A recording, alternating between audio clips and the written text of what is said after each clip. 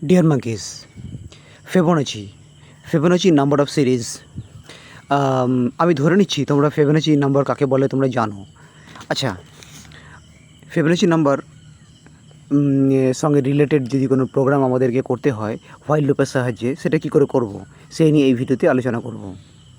ওকে, তো তোমরা জানো যে ফিবোনাচি নাম্বার হলো এমন এক ধরনের নাম্বার নেচারের মধ্যে, যে নাম্বারগুলো আমাদের নেচারে চারিদিকে ছড়িয়ে আছে, সব জায়গাতে, সমস্ত ক্ষেত্রতে, ফুল ফল গাছপালা মাটি ঘর সব কিছু, পুরো ওয়ার্ল্ডে ফিবোনাচি নাম্বারই ছড়ানো। এই নিয়ে অনেক ভিডিও ইউটিউবে রয়েছে, তোমরা একটু দেখে নিতে পারো। আমাদের এখানে এই ভিডিওতে আমরা ফিবোনাচি নাম্বার কী করে ক্যালকুলেট করব সেই নিয়ে আলোচনা করব। তো ফিবোনাচি নাম্বার তোমরা জানো, আমি একটা স্ক্রিনশট দিয়ে দিচ্ছি, দেখে নাও। 0 থেকে শুরু হয়, 0 + 1 করলে 1 হবে, আর 1-এর সঙ্গে যদি 1 আমি যোগ করি তাহলে কী হবে, 2 হবে, তাই না? তবে লাস্ট নাম্বার যেটা বেরোলো, লাস্ট নাম্বার কী বেরোলো, 2 বেরোলো। তো 2 এর সঙ্গে যদি আমি 1 আগের নাম্বার 1কে যোগ করি তাহলে কী হবে, অ্যান্সার হবে 3। ঠিক সেরকমভাবেই আবার লাস্ট নাম্বারের সঙ্গে তার আগের নাম্বারে যদি যোগ করি, মানে 2 এর সঙ্গে যদি 3 যোগ করি তাহলে অ্যান্সার আসবে 5। ঠিক সেরকমই 5-এর সঙ্গে 3 যোগ করলে কত আসবে, 8 আসবে। আবার 5-এর সঙ্গে 8 যোগ করলে 13 আসবে। 8-এর সঙ্গে 13 যোগ করলে 21 আসবে। এরকমভাবে নাম্বারগুলো আসবে। এই যে 1 2 3 5 13 21 34 এই নাম্বারগুলোকে বলে ফিবোনাচি নাম্বার। ঠিক এইভাবেই তোমাকে যদি বলা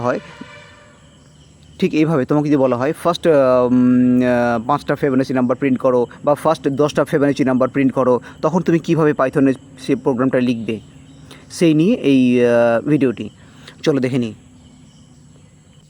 দেখো, তোমাদের সামনে যে প্রোগ্রামটা রয়েছে, এখানে ইউজারকে একটা নাম্বার দিতে বলা হচ্ছে। সেই নাম্বারটা ইন্টিজার টাইপের নাম্বার হবে। ইউজার যদি অন্য কোনো নাম্বার দিয়েও থাকে সেটা অ্যাকসেপ্ট হবে না। তো ইন্টিজার নাম্বার ইনপুট করে লাইন নাম্বার 4, তো নাম্বারটা n ভেরিয়েবলের মধ্যে স্টোর করছি। তারপরে a আর b নামে দুটো ভেরিয়েবল তৈরি করা হয়েছে, এর মধ্যে 0 এবং b এর মধ্যে 1 নাম্বারটা এক্সিট করছে। কাউন্ট নামে একটা ভেরিয়েবল আছে যার মধ্যে 0 নাম্বারটা এই মুহূর্তে রয়েছে।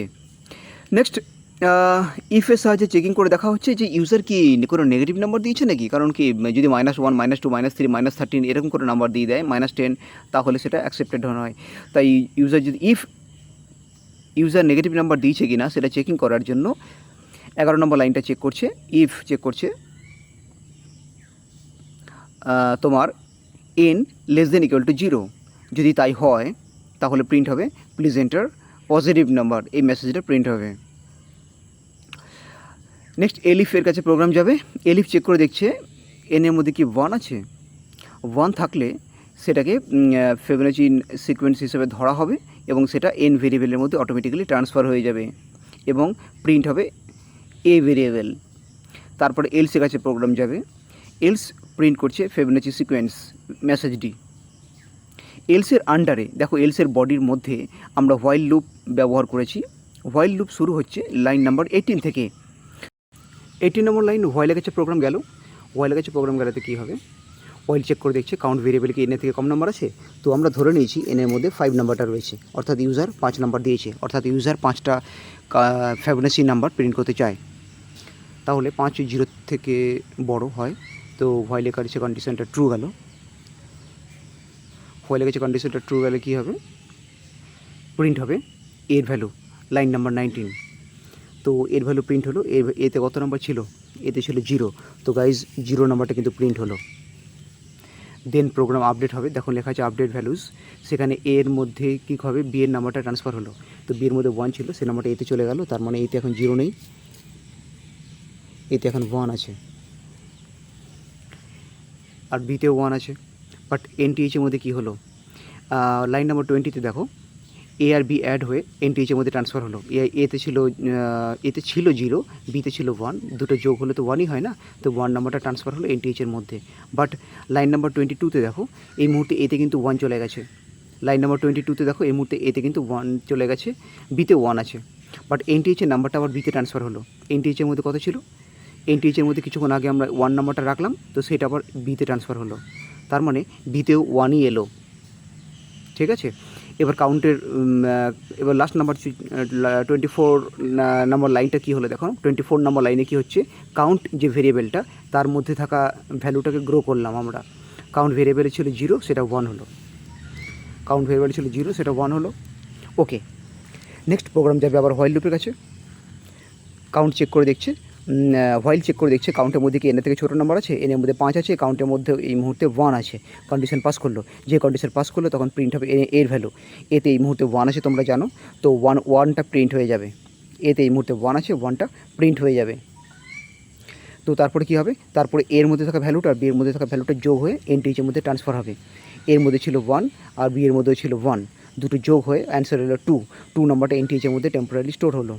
দেন প্রোগ্রাম আসবে আপডেট ভ্যালুজ সেগমেন্টের কাছে। এখানে কি হচ্ছে, এখানে বি এর মধ্যে থাকা নাম্বারটা এতে ট্রান্সফার হচ্ছে। বি এর মধ্যে থাকা নাম্বারটা এতে ট্রান্সফার হচ্ছে।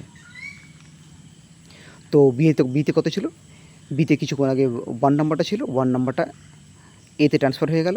বাট এনটিএইচের মধ্যে কী নাম্বার ছিল, এনটিএইচের মধ্যে 2 ছিল, তো 2 নাম্বারটা বিতে ট্রান্সফার হলো। ঠিক আছে, তাহলে বিতে এই মুহূর্তে 2 আছে, এতে 1 আছে। দেন কাউন্ট প্লাস ইকুয়াল টু 1 হলো, তো কাউন্টের ভ্যালুজ বেড়ে 2 হলো।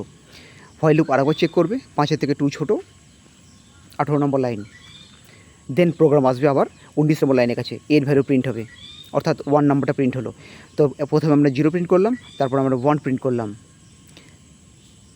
দেন প্রোগ্রাম আসবে লাইন নাম্বার 20 কাছে, এনটিএইচ।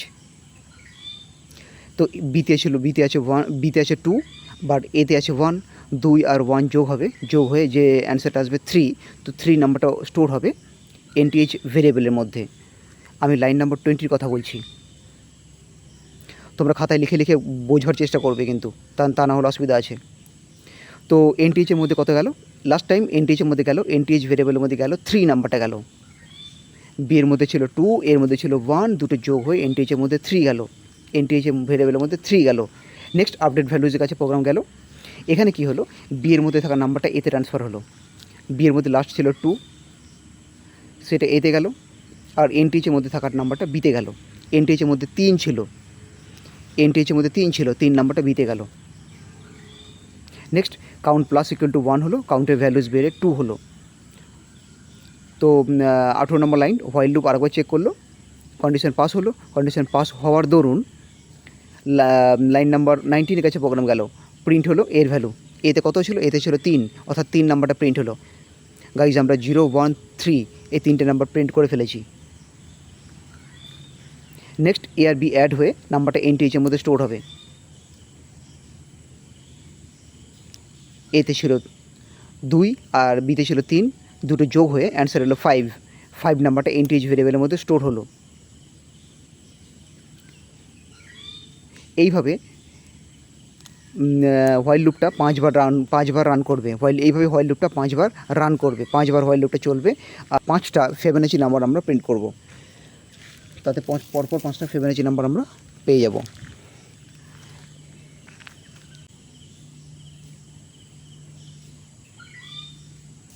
নেক্সট ভিডিওতে অন্য কোনো সমস্যা নিয়ে আলোচনা করব। আজকে এ পর্যন্তই, ধন্যবাদ।